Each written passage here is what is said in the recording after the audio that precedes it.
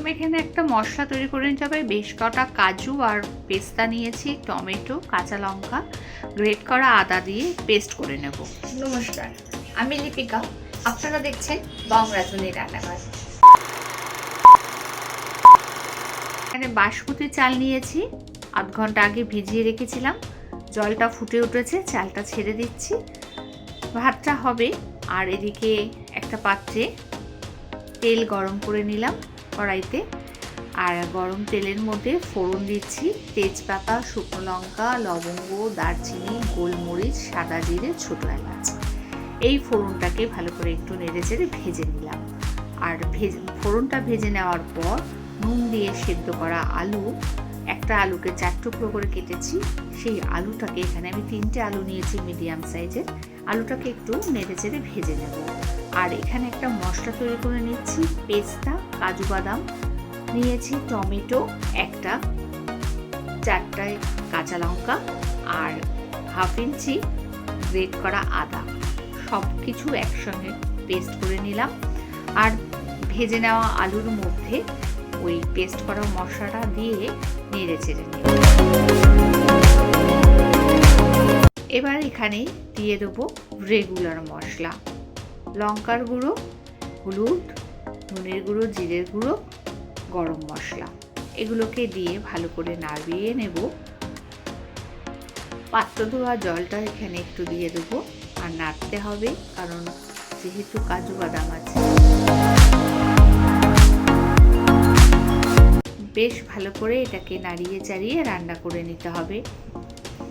এখানে পরিমাণে নুন দিচ্ছি, আর দিয়ে দেবো সামান্য মিষ্টি। নুনটা বুঝে দিতে হবে কারণ আলুটা কিন্তু নুন দিয়ে সেদ্ধ করা। ওপর থেকে একটু কেশরি মেখে দিচ্ছি।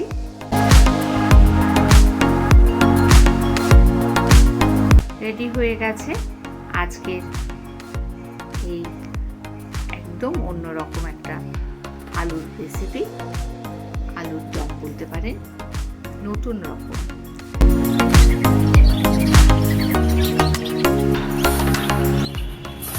আমার পাখিদেরকে সিড মিল দেওয়া হচ্ছে। এটা 2 দিন অন্তর আমরা দিয়ে দিই, চেক করি কতটা পরিমাণ আছে কিনা, সেটা চেক করে 2 দিন বাদে বাদে এটাকে দিয়ে দিই। আর এই সিড মিলটা সবসময় দেওয়া থাকে। এছাড়াও ওদেরকে সফট ফুড দিই। ওদের প্রতিদিন কিছু না কিছু সফট ফুড দেওয়া হয়। কোনোদিন যেমন ডিম, কোনোদিন ভাত, কোনোদিন ভেজিটেবিল গ্রেট করা, কোনো সময় ভুট্টা গ্রেট করা।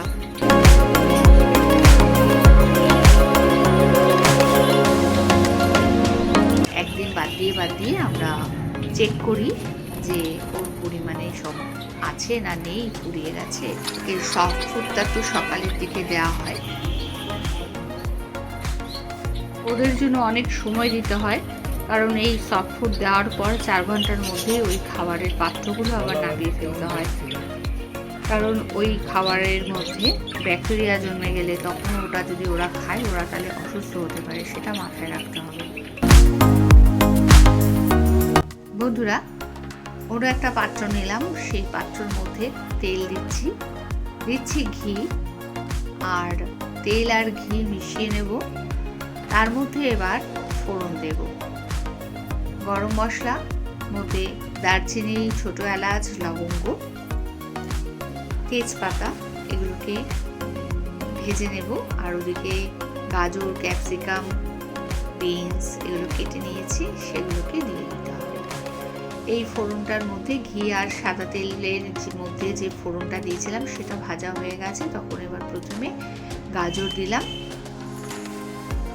বিনস আর ক্যাপসিকামটাও দিয়ে ভালো করে একটু নেড়ে চেড়ে ভেজে নেব।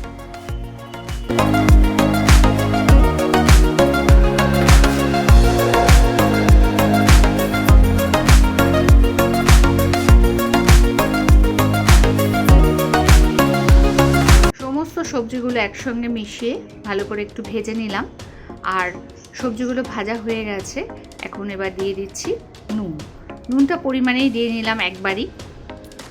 আর এখানে দিয়ে দেবো এবার কিছুটা কাজু বাদাম দিয়েও ভালো করে একটু নাড়াচাড়া করে নেব। আর তারপরেই এবার ঠান্ডা করে নিয়েছি। ভাতটাও রেডি হয়ে গেছিল, সেই ভাতটাকে ঠান্ডা করে নিয়ে এখানে এবার ভাতটা উপর থেকে এই ভেজিটেবলগুলোর সাথে মিশিয়ে নেব। রিফাইন তেল, ঘি মিশিয়ে আমি আজকে ভেজিটেবলগুলো ভাজা করেছি। আপনারা খালি ঘি দিয়েও করতে পারেন, খালি তেল দিয়েও করতে পারেন। অবশ্যই সাদা তেল দিয়ে করবেন, খুবই ভালো লাগবে। আর এইবার যখন ভাতের সাথে ভেজিটেবলগুলো মিশে গেছে, তখন এবার কিন্তু একটুখানি মিষ্টি দিতে হবে। পরিমাণে একটু মিষ্টি দেব, আর সবশেষে একটু গোলমরিচের গুঁড়ো দিয়ে দেবো। সেটা আপনারা বাড়িতে তৈরি করে নিতে পারেন বা কেনাটাও দিতে পারেন। আমি বাড়িতে তৈরি করে নিয়েছি। গোলমরিচ গুঁড়ো দিয়ে এটাকে ভালো করে মিশিয়ে নিলাম। ভিডিওটা ভালো লাগলে প্রচুর প্রচুর শেয়ার করে লাইক করে দেবেন। নতুন বন্ধুদের সাবস্ক্রাইব করার অনুরোধ রইল। প্রত্যেকদিন নোটিফিকেশনটা পাওয়ার জন্য পাশে থাকা বেল আইকনটি অল ক্লিক করে দেবেন।